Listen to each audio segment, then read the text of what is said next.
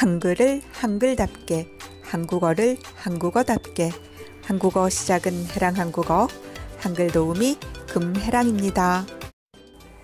오늘은 한자 공부 이야기를 해볼게요. 먼저 라틴어와 한자를 비교하고요.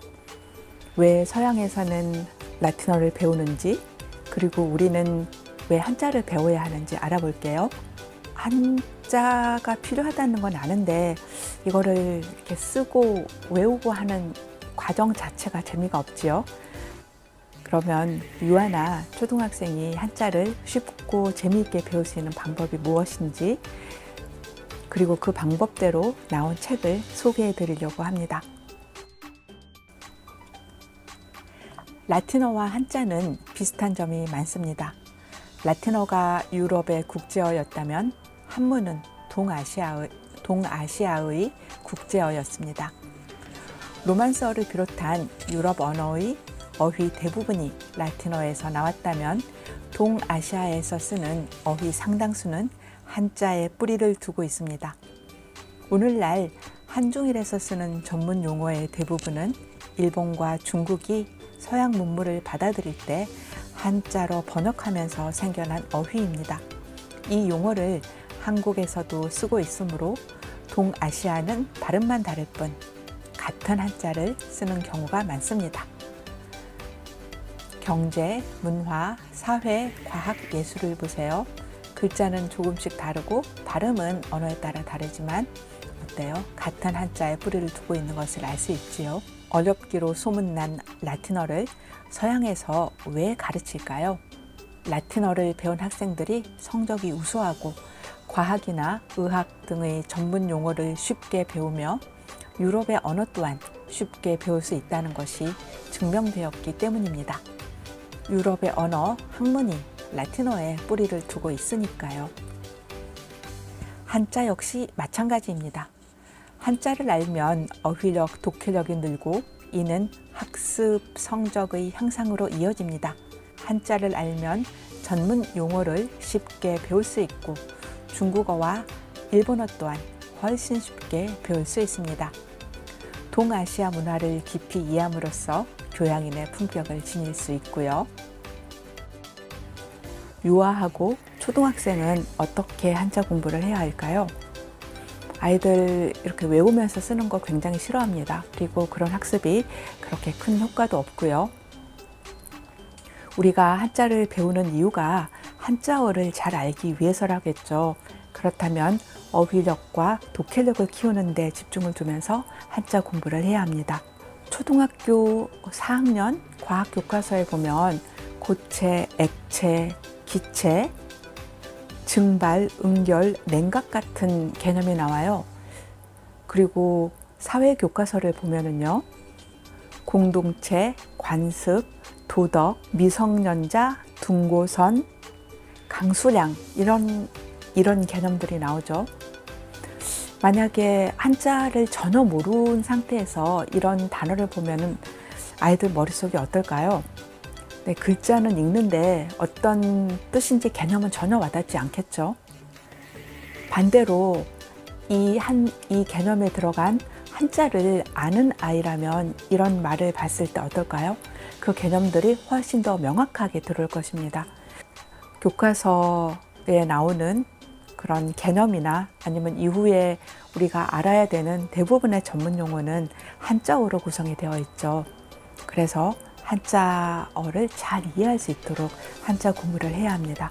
공부를 하기 위해서는 무슨 공부를 하든지 개념에 대한 이해가 선행되어야 하죠. 한자 급수 시험은 사실 동기부여 외에 실익은 별로 없습니다.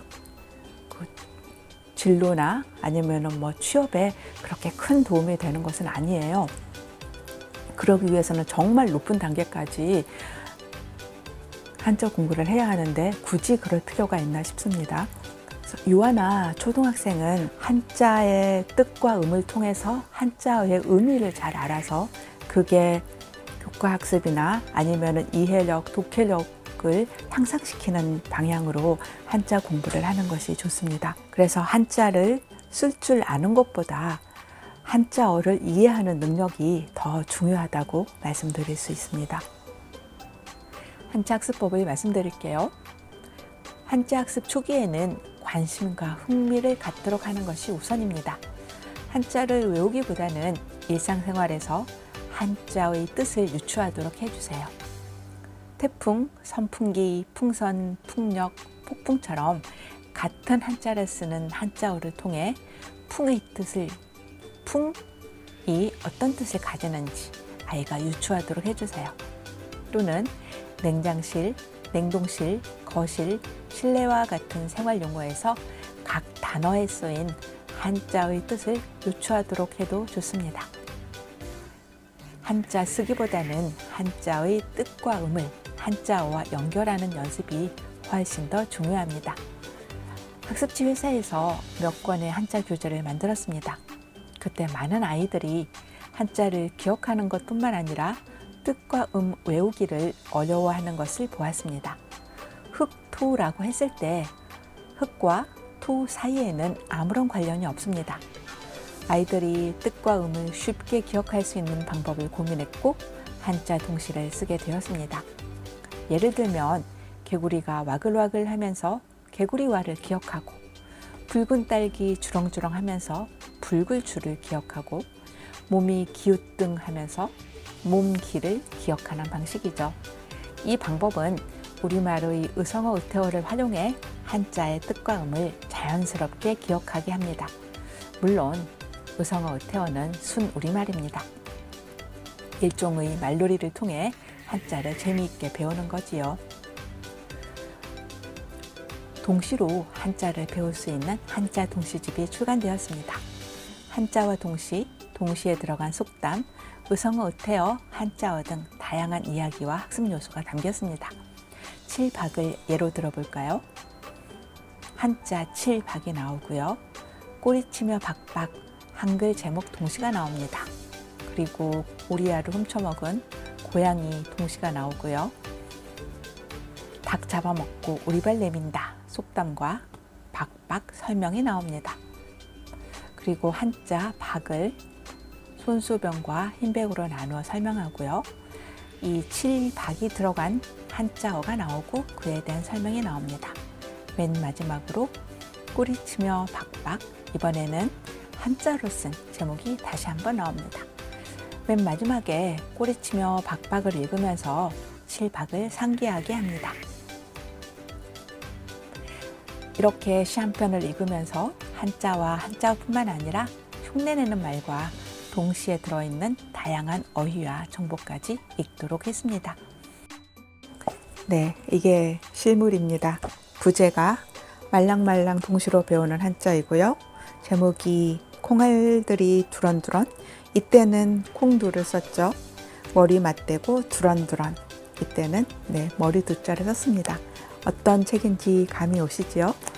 여기에는 동시 50개가 나와요. 근데 하나의 동시에 한자가 하나만 나오는 경우도 있지만 때로는 2개가 나오는 경우도 있어요.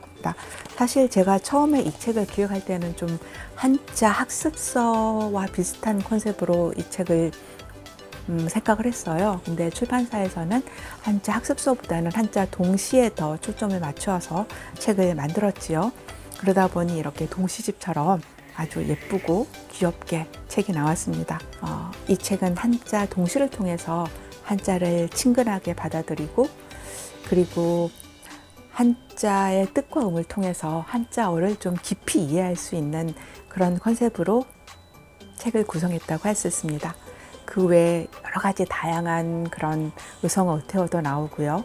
또 뭐 속담이라던가 아니면 뭐 이렇게 상식이나 정보 이런 게 풍부하게 들어있으니까 재미있게 읽을 수 있을 것입니다. 콩알들이 두런두런, 머리 맞대고 두런두런, 한자 동시집과 함께 한자 공부를 쉽고 재미있게 해보세요. 한글과 한국어를 새로운 관점으로 만나요. 구독해랑 요.